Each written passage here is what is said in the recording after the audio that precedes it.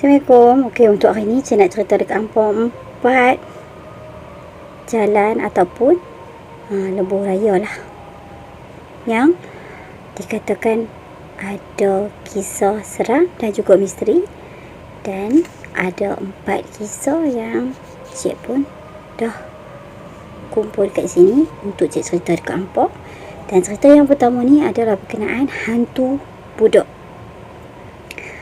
Nama dalam ni kita namakan dia Azli, bukan nama sebenar. Dia ni nak balik ke kampung. Okey, dia nak balik ke kampung. Oleh kerana dia nak elakkan jam apa, dia pilih untuk balik ke kampung ni pada waktu malam. Sebab dia rasa malam ni lebih selesa, sejuk. Siang ni agak panas, berbahang dan juga jam. Jadi dia rasa malam lebih better. Okey, jadi pada malam tu dia pun bertolaklah balik macam biasa. Dan selepas beberapa lama ni dia drive, tiba-tiba rasa mengantuk yang teramat sangat ni apa. Dia rasa macam badan dia ni penat sangat dan mata dia nak pejam. Jadi untuk mengelakkan kejadian yang tak dingin ni, dia pun berhenti kat bahu jalan untuk dia nak pejam lah dalam 10 ke 15 minit macam tu, bagi hilangkan rasa mengantuk yang duk rasa macam terlalu meruntui mata dia tu, sampai rasa macam mata dia ni tak boleh nak buka. Tak sampai 10 minit pun lepas dia tu rendahkan seat dia, dia pun letak kepala dia nak lena. Tiba-tiba dia dengar tingkap kereta dia ni kena ketuk. Dia ketuk. Dia ketuk banyak kali. Lepas tu si Azli ni pun macam pelik lah. Ketuk kat mana kan? Siapa yang ketuk? Kan? Dia duk ketuk banyak kali. Jadi si Azli pun buka mata. Dalam macam mata dia ni duk macam pedih-pedih lagi kan. Dia pun gosok je mata dia kan. Dia tengok ada seorang duduk dekat luar pucat. Dalam keadaan pucat ni dia pun macam ya tak ya lah. Dia duduk ucap dekat budak tu. Lepas tu dia pun pokokkan tingkap sedikit. Bang, nampak mak saya? Dia kata macam tu. Kemudian barulah si Azli ni dia macam tersedak apabila dia tengok pandangan mata budak tu macam kosong apa. Dia barulah rasa takut dan juga dia naikkan balik tingkap kereta dia. Dan kemudian dia pun bawa kereta dia dengan laju. Dia bawa kereta dia dengan laju terus ke depan. Tapi apa, lagi laju kereta dia, lagi laju lah budak tu duk ikut. Dia nampak ada kat tepi cermin dia tu sampai duk tanya, bang, nampak tak mak saya? Bang, nampak tak mak saya bang? Dia duk tanya macam tu. Apa lagi? Makin takutlah si Azli ni. Dia lagi bercut lah, lagi laju. Dan tiba-tiba dia nampak kereta peronda. Kereta peronda tu muncul. Dan tiba-tiba budak tu lenyap dan si Azli ni pun break. Kemudian kereta peronda tu datang kat dia dan tanya, cik, kenapa? Okey ke? Lepas tu si Azli ni pun ceritalah dekat peronda tu apa yang jadi. Yang waktu dia berhenti, lepas tu dia mengantuk, lepas tu dia baru nak lelap mata, tiba-tiba budak ni muncul ketuk-ketuk tingkap dia. Oh, budak tu nampaknya macam peronda tu dah tahu apa yang jadi. Dan kemudian peronda tu pun cerita pada masa dulu dekat tempat yang Azli tu berhenti tidur tadi tu dah berlaku satu kemalangan dahsyat, yang mana ibu dan anak aksiden dekat situ. Mak dia tercampak keluar melalui cermin depan kereta dan meninggal oleh sebab anak dia tu meninggal dekat kerusi penumpang dengan keadaan mata dia tercucuk kaca yang pecah daripada cermin depan. Jadi kata peronda tu, sejak itulah tempat tu jadi kerah dan juga berantu, dan orang pun mendakwa sering terjumpa kelibat budak tu kat situ. Serta-merta orang yang lalu dekat jalan tu tadi, dia pun akan mengantuk, dia pun akan berhenti, dan budak tu tadi akan main ketuk-ketuk cermin dan tanya tentang mak dia. Nampak mak saya? Macam tu dah cerita dia. Kempa, cerita yang kedua, Volkswagen kuning. Cerita ni mula tersebarlah kata ada kenderaan yang diganggu pada tahun 1956 di Lebuh Raya Karak. Tapi ada juga kabar angin yang mengatakan selepas Lebuh Raya Utara Selatan dibina, merentasi Jelapang. Sejak tu lah cerita-cerita tentang hantu Volkswagen kuning ni ketara. Dan dia akan mengganggu kenderaan yang lalu lalang. Kononnya punca semua benda ni jadi adalah isteri kepada pemilik Volkswagen tu dikatakan curang, ada jantan lain, dan dia ni berpakat dengan si skandal dia tu tadi untuk bunuh suami dia, dan dia pun rampah kereta Volkswagen dia. Dan si suami dia yang nak mati ni, yang Nazak tu, menyimpan dendam dan dia bersumpah untuk dia nak balas dendam dan nak ambil balik kereta dia. Kononnya ramai yang pernah bertembung dengan Volkswagen ni yang dikatakan dia akan muncul secara tiba-tiba dan akan potong kereta hampa. Dan apabila hampa ni cuba nak potong dia balik, dia akan berada di hadapan hampa secara mengejut dan akan mengakibatkan kemalangan dahsyat. Jadi hampa kena pandai. Kalaulah kata hampa terserampok dengan kereta yang dikatakan tu, biar je lah dia lalu. Tak perlu hampa nak potong dia ataupun nak race dengan dia. Cerita yang nombor 3 hampa, cerita adalah kepala tanpa badan. Ceritanya berkenaan tentang sepasang suami isteri. Mereka ni nak balik ke kampung bersama bayi mereka. Dan mereka pun pilih untuk balik pada waktu malam kerana lebih selesa. Dan sepanjang perjalanan mereka tu tak ada apa-apa. Mereka pun duduk berbual-bual sampailah tiba-tiba kereta mereka rosak. Mujuklah si suami ni dapat kontrol kereta tu dan parking dekat bahu jalan. Kemudian si suami dia ni macam agak geram lah, dan dia pun macam tension. Kenapa kereta ni boleh rosak sedangkan dia dah hantar pergi servis, dia dah pastikan yang semua okey, minyak enjin ke apa ke semua dah komplit. Dalam duduk kira-kira ni dia pun keluar juga untuk periksa. Tapi puas dia cari, tak ada pun satu benda yang kata macam berasap ke ataupun kereta tu ada masalah ke. Dan kemudian dia masuk balik dalam kereta untuk dia nak bincang dengan isteri dia apa dia nak buat.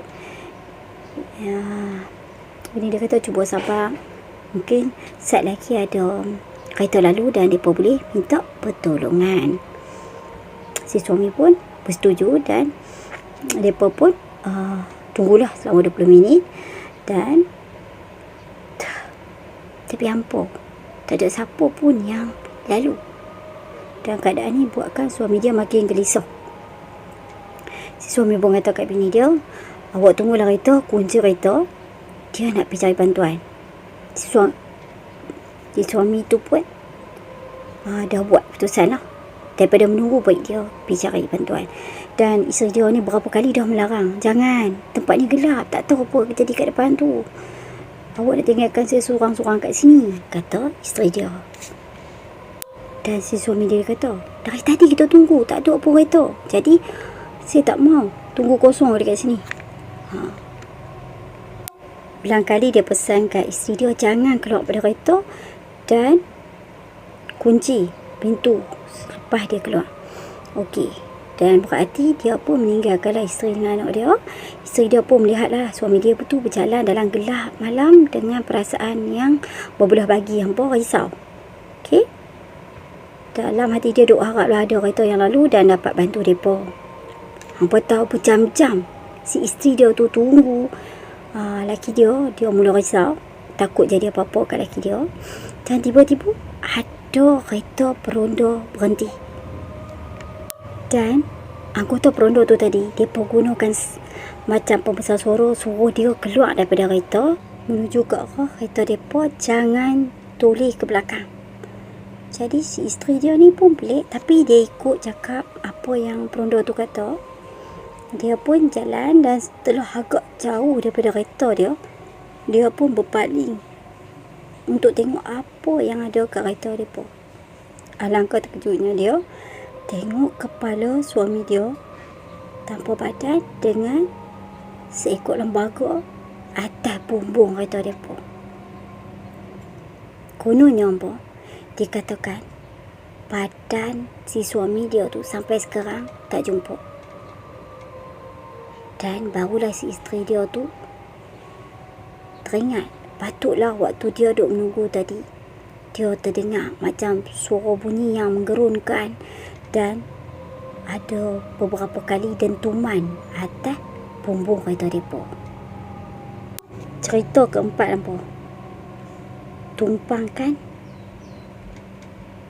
mangsa accident yang dah pun meninggal dunia. Okey. Kejadian ni dia berlaku pada tahun 1990 dan orang yang kita namakan watak dia dalam ni Ali, bukan nama sebenar. Memang pada mula dia ni amatlah tak percaya tentang hantu ataupun benda-benda mistik ni. Sampailah dia alaminya sendiri dan dia tak boleh lupa tentang kejadian ni. Ali ni apa? Dia pemandu kereta sewa. Dan jadual kerja dia tu, dia tak mengenal masa lah, malam ke siang ke. Janji ada orang nak sewa kereta dia sanggup nak hantar pergi mana saja pun, dan dia takkan menolak lah. Dia satu hari hantar satu customer dia ni pulang ke kampung. Pada waktu dia nak patah balik nak ke tempat tinggal dia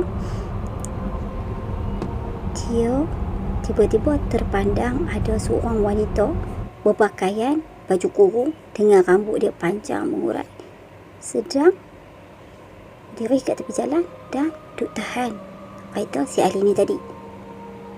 Si Ali ni pun pada mulanya pelik lah, sebab masa tu dah nak dekat pukul 1 pagi.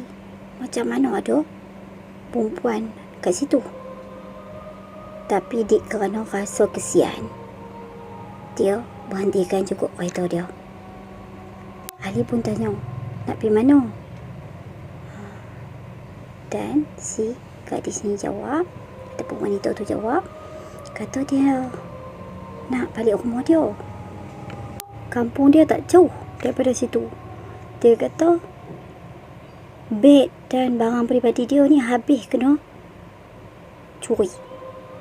Dan apabila Ali dengar akan cerita perempuan tu, dia pun kesian. Tak apalah, masuklah, pihak saya hantar, tak perlu bayar, kata Ali pada perempuan tu. Jadi perempuan ni pun masuk dalam kereta Ali dan duduk di kursi belakang. Si wanita ni ataupun gadis ni, dia banyak mendiamkan diri jauh.